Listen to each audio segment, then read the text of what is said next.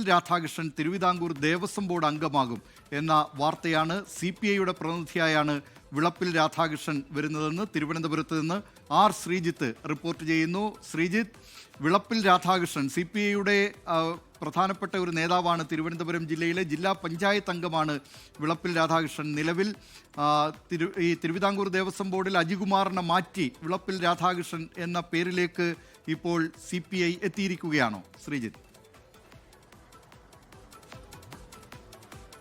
ദിലീപ്, തിരുവിതാംകൂർ ദേവസ്വം ബോർഡിലെ CPIയുടെ പുതിയ പ്രതിനിധിയായിട്ടാണ് വിളപ്പിൽ രാധാകൃഷ്ണനെ നിർദ്ദേശിക്കാൻ CPI സംസ്ഥാന നേതൃത്വം തീരുമാനിച്ചത്.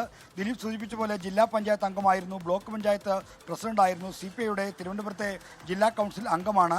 അത്തരത്തിൽ CPIയുടെ തിരുവനന്തപുരം ജില്ലയിലെ നേതൃനിരയിലെ പ്രധാനിയായ വിളപ്പിൽ രാധാകൃഷ്ണനെയാണ് ഇപ്പോൾ ദേവസ്വം ബോർഡ് അംഗമായി നിർദ്ദേശിക്കുന്നത്. പുതിയ ഭരണസമിതിയുടെ കാലാവധി നിലവിലുള്ള ഭരണസമിതിയുടെ കാലാവധി തീരുകയും പുതിയ സമിതി നിയോഗിക്കുകയും ചെയ്യുന്ന പശ്ചാത്തലത്തിലാണ് ഈ പേര് നിർദ്ദേശിക്കുന്നത്. എന്തായാലും വിളപ്പിൽ രാധാകൃഷ്ണൻ ദേവസ്വം ബോർഡ് അംഗമാകുമെന്ന് ഉറപ്പായിരിക്കുന്നു. അദ്ദേഹം നായർ വിഭാഗത്തിലുള്ള നേതാവാണ്. അതുകൊണ്ട് തന്നെ CPIഎമ്മിൻ്റെ പ്രതിനിധിയായിട്ട് ഈഴവ വിഭാഗത്തിൽ നിന്നൊരു നേതാവായിരിക്കും വരിക എന്നാണ് ഇപ്പോൾ നമുക്ക് അറിയാൻ കഴിയുന്നത്.